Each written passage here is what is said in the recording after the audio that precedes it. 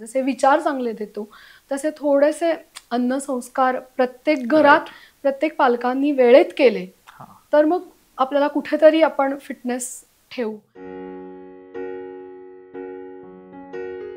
अन्न हे म्हणजे त्याला दर्जा थोडासा वेगळा दिला पाहिजे की नुसतं चव म्हणून त्याच्याकडे बघितलं जातं तसं न बघता ती एक थोडीशी उपचार पद्धती आहे. खरा पाणी किती प्यावं म्हणजे 10 ग्लास प्यावं 8 ग्लास प्यावं याहीपेक्षा एक सोपं आहे की तुमच्या जो युरिनचा रंग पांढरट आला तर तुम्हाला पाणी पुरलं. तर खूपही गार पाणी पिऊ नका. माठातलं स्वच्छ शुद्ध पाणी पिणं हे सगळ्यात योग्य समजलं जातं. तर चहा हे काही पूर्ण अनहेल्दी ड्रिंक नाहीये. एक प्रेक्षकांचं आलं की डॉक्टर तुम्ही आमच्या आंब्यांच्या आवडीवरती काय एवढी गदासारखे आणताय, पण मला तरी सुद्धा ते सर्व त्या टीकेला हे करून म्हणावं वाटतंय की समजा मी डायबिटिक आहे आणि आंब्यांचा सीझन चालू आहे तर मी हा मोह कसा आवरावा किंवा कितपत त्याचं प्रमाण ठेवावं. साखर हे एम्प्टी कॅलरीज देतं म्हणजे एम्प्टी कॅलरीज एम्प्टी माइंड असं म्हणलं जातं. ती साखर आहे. आतल्या भागामध्ये आणखी असे कित्येक पदार्थ असतील की ज्याला आपण जंक फूड म्हणत नाही तर ते कोणते असू शकतात हा एक विषय आणि खरंच हे कितपत आपल्यासाठी अनहेल्दी असतं. तर ज्यूस हे काही हेल्दी ड्रिंक नाहीये मुळात. कारण जेव्हा तुम्ही एखाद्या पदार्थावर प्रोसेस करता तेव्हा त्यातल्या न्यूट्रिएंट्सचा ऱ्हास झालेला असतो. त्याच्यामध्ये न्यूट्रिशन राहिलेलंच नसतं. इन्स्टेड ऑफ काहीतरी प्रोसेस्ड कडे जाण्यापेक्षा हे जे नैसर्गिक गोष्टी आहेत ज्या आता तुम्ही घेतल्या तर पचनही चांगलं होतं आणि एक शांतता मिळते किंवा तुम्हाला ऍसिडिटी किंवा याचा त्रास होतो. पोळी आणि भाकरी खाणं समजा ह्याच्यामध्ये काय जास्त हेल्दी मध्ये पोळी तुम्ही काही न्यूट्रिटिव्ह व्हॅल्यू कॅलरीज प्रोटीन बघू नका पण निदान त्या प्रोडक्टची एक्सपायरी डेट माहिती पाहिजे मॅन्युफॅक्चरिंग डेट माहिती पाहिजे आणि कशापासून ते कळलंय बेसिक त्याच्यात काय इन्ग्रेडियंट्स आहेत. सो तो एक कुठेतरी अलर्टनेस पाहिजे.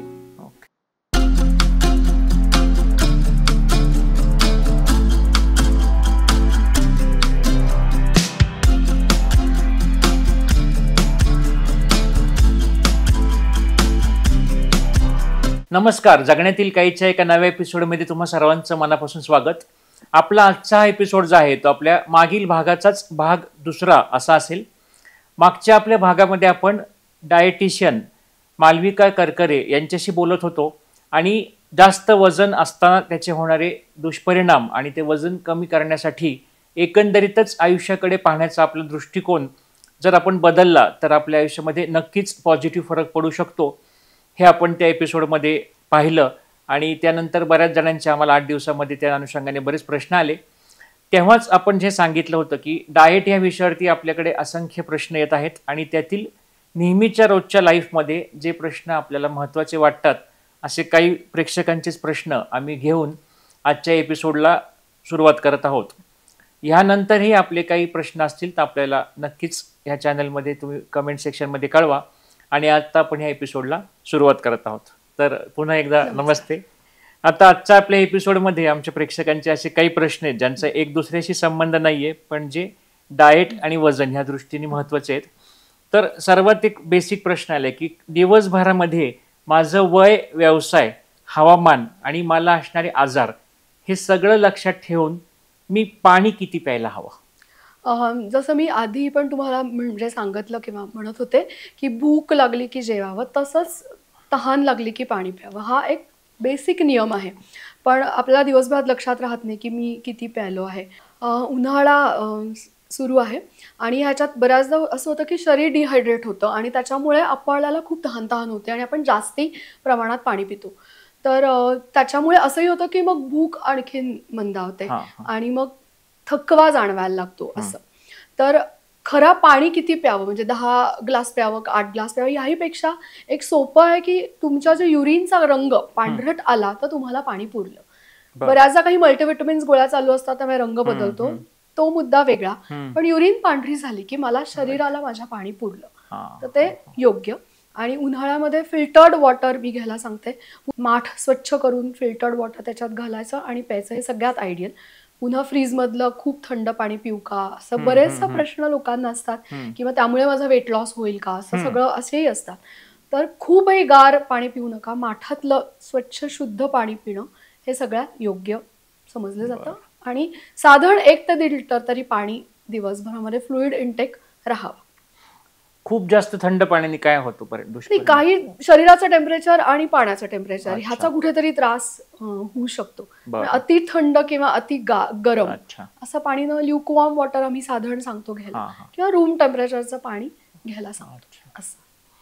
तर आता चहा नंतर दुसरं महत्वाचं पेय जे आपल्याकडे सगळ्यात असतं, म्हणजे आपल्या एपिसोडच्या नंतरच काल माझ्या एका मित्राचाच फोन आला होता, तर त्याने आवर्जून हा प्रश्न विचारायला लावला की मला कॅफेन ॲडिक्शन आहे, मला दिवसभरात 4 ते 5 मोठे मोठे मग भरून चहा किंवा कॉफी पिल्याशिवाय जमत नाही.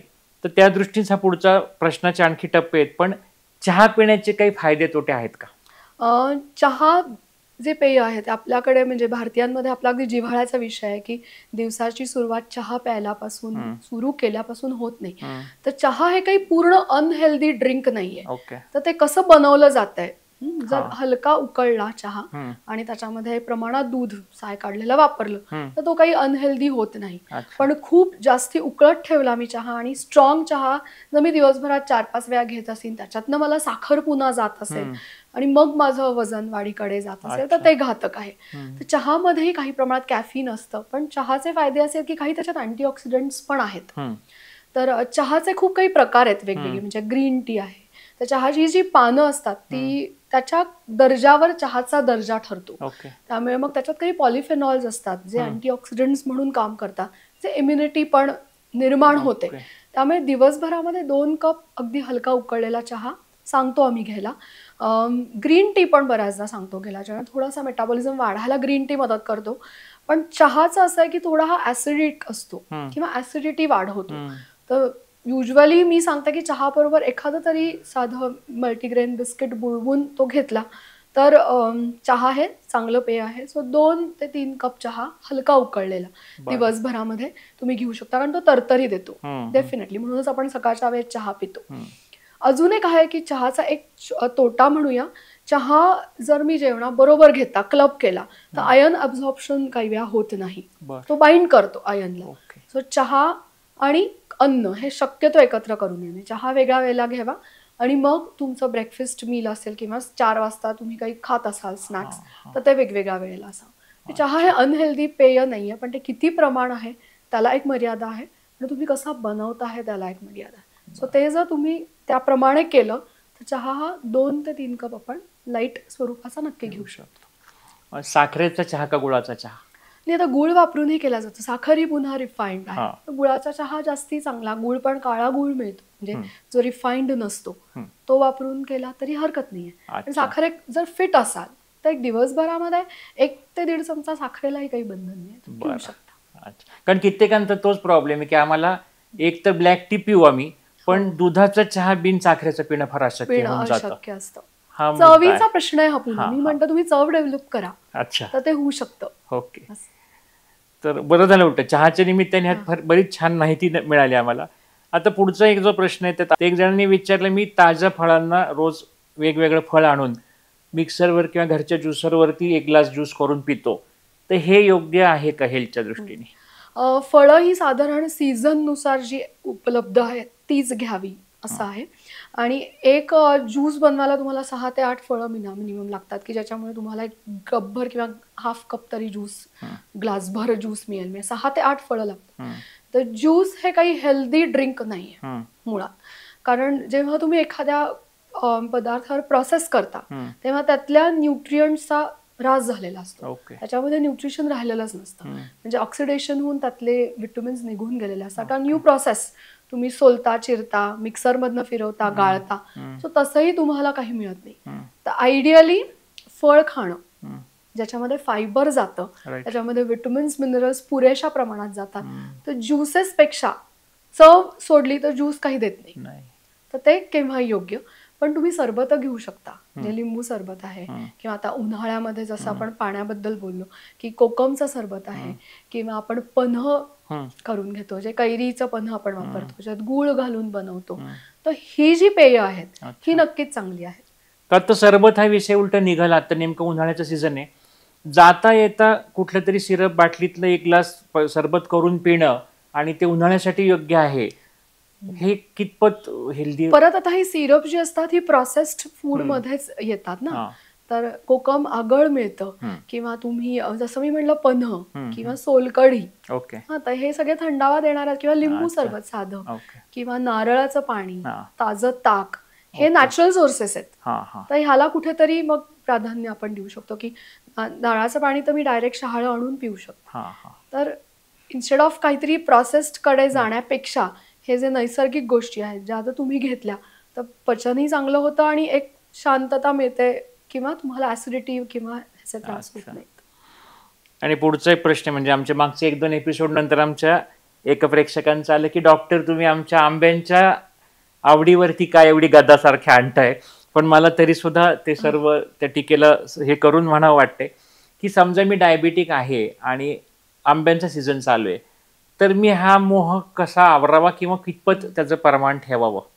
आता आंबानं हे सुपर फूड म्हणलं जातं. म्हणजे आता आंब्यामुळे असं आपण म्हणतो की वर्षभराची आंब्याचा रस मे महिन्यात खाल्ला की वर्षभराचा तुम्हाला इम्युनिटी मिळणार. तर हे खरंच आहे. याच्यामध्ये भरपूर vitamin A, fibre, digestion improve करतो. म्हणजे आंब्यामध्ये प्रचंड गुणधर्म आहेत. पण जर पेशंट किंवा एखादी व्यक्ती मधुमेही असेल, डायबिटिक असेल, तर तिने आंबा किती खावा? तर मी आधी सांगितलं की चव घेतली की आपल्याला असं वाटतं अजून खावं. म्हणजे हे सकुणाचंच होणार. जर मी एक अर्धी फोड खाल्ली, अर्धी वाटी रस मी सकाळच्या वेळेत खाल्ला, तर मला वाटणार अर्ध्याची एक झाली तर काय चालतंय की एवढं काही. तर ह्याच्यामध्ये असं प्रत्येक पदार्थाचा एक ग्लायसेमिक इंडेक्स असतो. म्हणजे मी अन्न घेतलं म्हणजे मी आंब्याचा रस खाल्ला की त्या रसाची एक रक्तातली साखर वाढवण्याची क्षमता असते. तर ती थोडा आंब्याचा इंडेक्स थोडा हायर साईडला आहे. ग्लायसेमिक इंडेक्स म्हणतात त्याला. तर त्यामुळे एक अर्धी वाटी रस सकाळच्या वेळेमध्ये जर मी दूध किंवा तूप घालून घेत असेल तर हरकत नाही, घेऊ शकता. पण मग बाकीचं फूड सोर्सेस जरा तुम्हाला ऍडजस्ट करायला पाहिजेत कॅलरीज येणाऱ्या. तर त्यावर कुठेतरी ताबा पाहिजे. जर स्वतःवर ताबा असेल तर आपण आठवड्यातनं 2दा किंवा 3दा अर्धी वाटी रस टाईप 2 डायबिटीस मध्ये सांगू शकतो, तुम्ही घेऊ शकता. मग तुम्ही त्या दिवशी थोडा एक्सरसाइज करणं गरजेचं आहे. अगदी पूर्ण बंद करू नका, पण कंट्रोल पाहिजे. तो जर येत असेल तर काही. तुम्ही फार मोठा दिलासादायक उत्तर दिलं आमच्या सर्व प्रेक्षकांसाठी. तर तो साखरेच्याच अनुषंगाने प्रश्न असतो की मी खूप जास्त साखर खातो तर मला डायबिटीस होऊ शकतो का? साखर ही रिफाइंड फूड आहे. पूर्णतः साखर हे एम्प्टी कॅलरीज देतं. म्हणजे एम्प्टी कॅलरीज एम्प्टी माइंड असं म्हणलं जातं. ती साखर आहे. साखर ही तशी अनहेल्दी आहे. पण साखर खूप खाऊन डायबिटीस होत नाही. पण साखर खूप खाऊन मी ज्या एक्सेसिव्ह कॅलरीज किंवा त्याचा वापर करून मी गोड खाल्लं तर ज्या मी एम्प्टी कॅलरीज घेते त्यामुळे माझं वजन वाढू शकतं. वजन वाढलं की मी ओव्हरवेट, पुढे ओबेसिटी अशी जाणार आणि मग कुठेतरी मला डायबिटीस होण्याची शक्यता निर्माण होणार. सो साखर ही वजन वाढवून कडे कल जिचा असतो त्यामुळे काही कार्डियाक प्रॉब्लेम्स पण होण्याची शक्यता असते. सो साखर ही प्रमाणातच खाणं हे केव्हाही योग्य आहे. आणि डायबिटीस असा होत अगदीच बंद करता आली तर चालू शकते का? केव्हाही. मग गुळाचा वापर करणं, मधाचा वापर करणं असं आपण करू शकतो आहारामध्ये. पण तोटा काही नाही. त्याला सबस्टिट्यूट काहीतरी निर्माण करून मग बंद करावी. अच्छा. पुढचा एक प्रश्न ज्याच्याविषयी खूप लोकांचे गैरसमज आहेत की रोज मला 1 चमचा गावरान तूप खा असं सांगितलं आहे, तर हे खाणं योग्य आहे का? आणि तूप खाऊन माझं कोलेस्ट्रॉल वाढेल का? पुन्हा तेच आहे. तूप म्हणजे ही ॲनिमल फॅट म्हणजे आमच्या भाषेत सांगायचं. सो ह्याचं प्रमाण पुन्हा मी किती खाते तर 1 चमचा नॉर्मल व्यक्ती तूप घेऊ शकते. कारण तुपाचे फायदेही खूप आहेत. जेव्हा आपण जेवण करतो त्याच्यातनं आपल्याला काही पोषण मूल्य मिळतात, तर काही फॅट सॉल्युबल विटॅमिन्स असतात ज्याच्यासाठी फॅटच लागते. सो त्याचा तुपाचा त्यामध्ये उपयोग होऊ शकतो. तूप ही प्रतिकारशक्ती पण वाढवतं, पचन चांगलं होतं. तर तुपाचे फायदे नक्की आहेत. जर एखादी व्यक्ती ओव्हरवेट, ओबेसिटीकडे नसेल, डायबिटिक नसेल, कार्डियाक प्रॉब्लेम्स नसतील किंवा किडनी लिव्हरचे मेजर काही प्रश्न नसतील तर त्या व्यक्तीने 1 चमचा तूप घ्यावं. 1 चमचा तूप सगळ्यांनी घ्यावं, गाईचं तूप सगळ्यांनी घ्यावं. पण ज्यांना कोमॉर्बिडिटीज नाही आहेत अशांना ते सांगितलं जातं. खूप ओबेसिटी असेल तर आम्ही खूप लो कॅलरी डाएट देतो, नाही तर मग वजन कमी होतं. म्हणून तिथे थोडासा विचार. आणि नेहमी जो एक ज्याच्यावरती गदा आणली जाते ते म्हणजे जंक फूड असं नेहमी शब्द वापरला जातो. तर वैयक्तिकरित्या मला असं नेहमी वाटतं की आपण जंक फूड म्हणल्यानंतर डोळ्यापुढं काय येतं तर एक तो बर्गरचा फोटो येतो किंवा पिझ्झा येतो असं येतं. तर ह्याच्या आतल्या भागामध्ये आणखी असे कित्येक पदार्थ असतील की ज्याला आपण जंक फूड म्हणत नाही, तर ते कोणते असू शकतात हा एक विषय, आणि खरंच हे कितपत आपल्यासाठी अनहेल्दी असतं? जंकच्या शब्दातच त्याचा अर्थ दडलेला आहे. पुन्हा की एम्प्टी कॅलरीज देतं. तुम्हाला न्यूट्रिशन त्याच्यातनं काहीच मिळत नाही. जंक फूड असं असतं की जे रिफाईंड आणि प्रोसेस्ड असतं. त्याच्यावर बऱ्याच प्रक्रिया करून ते बनलेलं असतं. जे टेस्ट एन्हान्स करतं आणि ज्याची सवय पटकन लागते. आणि ज्याच्यामध्ये पुन्हा ॲडिटिव्हज किंवा काही प्रिझर्वेटिव्हज घातलेले असतात, की जे शरीराला हानिकारक असतात, पण जे चव देतात आणि त्याचं ॲडिक्शन, व्यसन लागतं असं मी थोडंसं म्हणेन. त्यामुळे फक्त पिझ्झाज, बर्गर ही जंक फूड नाही आहे. जी प्रोसेस आता ब्रेड, व्हाईट ब्रेड हे सुद्धा जंककडे जातं, किंवा packet food, ready to eat food जे आपण स्नॅकिंग किंवा आपण पॅकेट्स विकत आणतो, फरसाण, चिवडा, शेव ही सगळीच त्याच्यामध्ये मोडतात, ज्याच्यामध्ये मिठाचं प्रमाण अतिरिक्त असतं. सो ही जी सगळेच पदार्थ आहे जे पॅकेट फूड आहे त्या सगळ्याला जंक फूड म्हणलं जातं. सो त्याचे नक्कीच साईड इफेक्ट्स आहेत. तर त्याचं पुन्हा प्रमाण नियंत्रित करणं हे आपल्याला गरजेचं आहे, जे हार्मफुल आहेत ते सगळ्या दृष्टीने. नक्कीच. ओके. आता ब्रेडचा विषय निघाल तर त्याच्याने प्रश्न होता की खरं तर किती वेळा आठवड्यातनं ब्रेड खाणं योग्य आहे, किंवा ब्राऊन ब्रेड, व्हाईट ब्रेड, किंवा आता जो मल्टीग्रेन ब्रेड आहे ह्याच्या एकंदरीत न्यूट्रिशनमध्ये काय काय फरक असतात? कसं आहे, आपलं एक स्टेपल फूड आहे. तर आता आपल्याकडे भारतामध्ये ब्रेड हे आपलं स्टेपल फूड नाहीच आहे खरं तर. आपण पोळी, भाकरी, भात हे आपली मुख्य अन्न आहेत आणि मग आपण बाकीची सगळी मिळतो. ब्रेड हा आउटसोर्स बाहेरून आलेला आहे जो आपण घेतो. ब्रेड बनवताना यीस्ट लागतं, फर्मेंटेशन होतं, मीठ घातलं जातं. तर ते कम्प्लिटली त्यातला फायबर काढून गेला जातो. तर ते पूर्ण रिफाईंड आहे. आता जो ब्राऊन ब्रेड असतो त्याच्यात बऱ्याचदा कॅरमलाइज शुगर किंवा असं बनवून तो केला जातो. आता 8 सिरियल, 5 सिरियल किंवा मल्टीग्रेन ब्रेड आलेली आहे. तर तुम्हाला एक चेंज म्हणून तुम्ही ब्रेड घेऊ शकता. तर मी तर सांगेन 15 दिवसातनं एकदा इतकंच. पण जे रोज ब्रेड घेतात आहारात, सो ते अगदीच अनहेल्दी आहे, किंवा ज्याचा उपयोग नाही, पुन्हा तुम्हाला न्यूट्रिशन काहीच मिळत नाही चव सोडली तर. त्यातल्या त्यात मग ब्राऊन ब्रेड किंवा wheat bread, whole wheat bread, किंवा त्याच्यामध्ये कॅरमल असतं. म्हणजे आपल्याला ना लेबलिंग वाचायची सवय नाहीये. आपण जाहिरातींचे बळी होतो सगळेच, की जाहिरात छान दिसली, ब्राऊन ब्रेड मिळाला, मी ब्राऊन ब्रेड खाते. पण त्याच्यात खरंच काही प्रमाणात फायबर आहे का हे आपण बघत नाही. तर कुठेतरी लेबल जे केलेलं असतं, तुम्ही काही न्यूट्रिटिव्ह व्हॅल्यू, कॅलरीज, प्रोटीन बघू नका, पण निदान त्या प्रोडक्टची एक्सपायरी डेट माहिती पाहिजे, मॅन्युफॅक्चरिंग डेट माहिती पाहिजे, आणि कशापासून ते कळलंय, बेसिक त्याच्यात काय इन्ग्रेडियंट्स आहेत. सो तो एक कुठेतरी अलर्टनेस पाहिजे पदार्थ खरेदी करताना. सो मल्टीग्रेन ब्रेड जर मिळत असतील ते तुमच्या माहितीचे आहेत तर तुम्ही घेऊ शकता. बंद करायला गरज नाही, पण एक 15 दिवसात एकदा. पोळी आणि भाकरी खाणं समजा, ह्याच्यामध्ये काय जास्त हेल्दी? मध्ये पोळीवर खूप म्हणजे त्याच्यावर चालू की ग्लुटेन फ्री डाएट आणि असं. तर आता आपण कोणीच तसं सेंद्रिय खतावरती बनलेलं अन्न आपल्याला मिळत नाही. आपण तसं सगळंच केमिकल वापरूनच पिकवलं जातं आणि आपण तसंच अन्न घेतो. तर आपलं स्टेपल फूड आहे पोळी, भाकरी, भात. तर जर भाकरी म्हणली तर ती नक्कीच हेल्दी आहे. पोळी सुद्धा तुम्ही कुठल्या प्रकारचं, आता आजकाल गव्हाचं पीठ पण विकत मिळतं. म्हणजे पुन्हा तेच की पूर्वी आपण धान्य भरायचो, त्याचं दळण व्हायचं, मग ते खाल्लं, तर ते माहिती असायचं किमान कुठला गहू वापर, तर त्याला मग क्वालिटी आपल्याला कळायची. आता तेही कळत नाही, तुम्ही रेडीमेड सगळं आणता.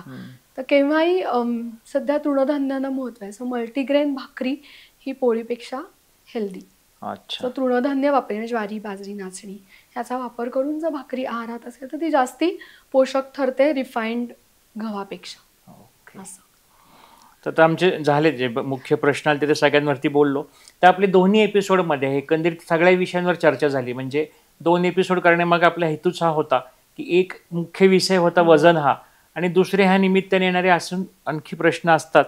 तर या सर्वात एक ॲज अ डायटिशियन म्हणून तुम्ही एक काय लोकांना सांगताल की आता एक takeaway message overall? Takeaway message असा आहे की मी म्हणलं असं की अन्न हे म्हणजे त्याला दर्जा थोडासा वेगळा दिला पाहिजे, की नुसतं चव म्हणून त्याच्याकडे बघितलं जातं. तसं न बघता ती एक थोडीशी उपचार पद्धती आहे. म्हणजे आता GBS आल्यावर आपण म्हणलो बाहेरचं खाऊ नका, जंक खाऊ नका, पाणी उकळलेलं प्या. मग हे थोडंसं अंमलात आणूया आपण, की ज्यामुळे आपली इम्युनिटी वाढेल.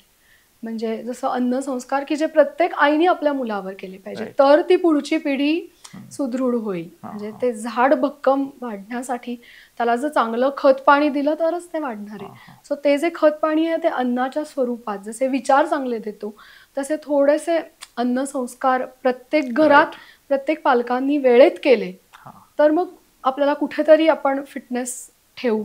किंवा निदान हे जे लाईफस्टाईल डिसऑर्डर्स ज्या अलीकडे आल्यात, म्हणजे आता माझी स्वतःची आजी 90 वर्षाची फिट आहे, तर ती का फिट आहे, तर ती एक ठराविक लाईफस्टाईल फॉलो करते. किंवा माझे स्वतःचे आजोबा 92 वर्षाचे असून त्यांनी आज एक संस्कृतचं पुस्तक लिहू शकले जे फिट आहेत सगळ्या प्रकारे. ज्यांचं मानसिक आरोग्य चांगलं आहे, ज्यांना, कारण तो फिटनेस त्यांना कुठून आला, तर त्यांच्या थोड्याशा आहार विहार आणि कामाच्या प्रकारामुळे. म्हणजे हे आदर्श आपण कुठेतरी आपल्या मुलांना दिले की जे आहारातून जातात. तर एक श्लोक आहे जो मला आवडेल तुम्हाला शेअर करायला. परिश्रमो मिताहारः हे एते औषधे मम तेषां सैन्यमानस्य व्याधितः मे कुतो भयम्. म्हणजे काय, कष्ट आणि संयमित आहार ही माझी 2 औषधं आहेत. तर ही औषधं माझ्याकडे असताना मला रोगाचे भय कुठलंय, कसं काय असू शकतं. तर मग संयमित आहार विहार आणि पॉझिटिव्ह विचार, तर ते आपण स्वतःकडे घेऊन आपल्या पुढच्या पिढ्यांना देणं, हे जर केलं तर किमान एक काहीतरी प्रतिकार शक्ती निर्माण होऊ शकते आणि आहाराला, पौष्टिक आहाराला आपण महत्त्व देऊ शकतो असं. तर ह्या आत्ताच्या शेवटच्या नोटवरती हा फार महत्त्वाचा विषय होता. म्हणजे अन्न संस्कार हा जो एक शब्द आहे तो मला फार ह्यातला सर्वात महत्त्वाचा की पॉईंट वाटला, की आपल्यावरती वेगवेगळे संस्कार आपण करत असतो, मुलांवर किंवा स्वतःवरती सुद्धा. पण असा संस्कार खरं करता येणं आणि ते एक आपल्या घराची ती एक ट्रेडिशन बनणं, तो त्या घरातच संस्कार बनणं, हा सर्वात महत्त्वाचा मुद्दा आहे. आणि ह्यातनं आम्ही मगाशी गप्पा मारताना एक विषयाचा चालला होता की जनरली आता आपला एक ॲक्सेप्टन्स चुकीच्या दृष्टीने कसा वाढत चालला आहे. तर एखादी गोष्ट खाल्ल्यानंतर एखादा आजार होऊ शकतो हे आपण पूर्वीही मान्य करत होतो, पण पूर्वी त्यासाठी एक वयाची काहीतरी मर्यादा असावी असं आपलं एक मानसिक एक माइंडसेट होता की एक 50 आली 60 आली मग ब्लड प्रेशर सुरू झालं, मग डायबिटीज सुरू झाला, हे आपण तोपर्यंत गृहीत धरत होतो. आता ते वय आणखी अलीकडे येत चाललंय, याची आपल्याला जाणीव आहे, ही आपल्याला माहिती आहे, अशी मुलं आपल्या घरामध्ये आहेत. पण आता हे सर्वांनाच होत असतं. आमच्या मुलाला 30व्या वर्षी शुगर डिटेक्ट झाली, पण आमच्या एका मित्राच्या मुलाला तर 25व्याच वर्षी झाली होती. त्यापेक्षा हे बरं आहे, अशा चुकीच्या समजुतीवरती आपण ह्या चुकीच्या गोष्टींना ॲक्सेप्ट करायला शिकलो आहोत. एपिसोड हा करण्यामागचा हेतू हाच होता की prevention is better than cure, हा जो एक गुळगुळीत झालेलं वाक्य आहे, पण जे तरीही आयुष्यभर महत्त्वाचा त्यातनं एक विचार आपल्याला कळतो, तोच ह्या दोन्ही एपिसोडच्या निमित्ताने आपल्याला सांगायचा होता. यातून बऱ्याच गोष्टींवरती चर्चा झाली, आणखी चर्चा घडू शकते. आपले प्रश्न यातनं पाठवत राहा. आपण वाटलं तर पुन्हा एकदा मॅडमला बोलूया आणि ह्याच्यावरती बोलूया. तर आज तुम्ही आलात आणि आपण ह्या दोन्ही विषयांवरती चर्चा केली आणि खूप छान हा एपिसोड झाला. तर आमच्या जगण्यातील काहीच्या सर्व टीमतर्फे तुमचे मनपूर्वक धन्यवाद.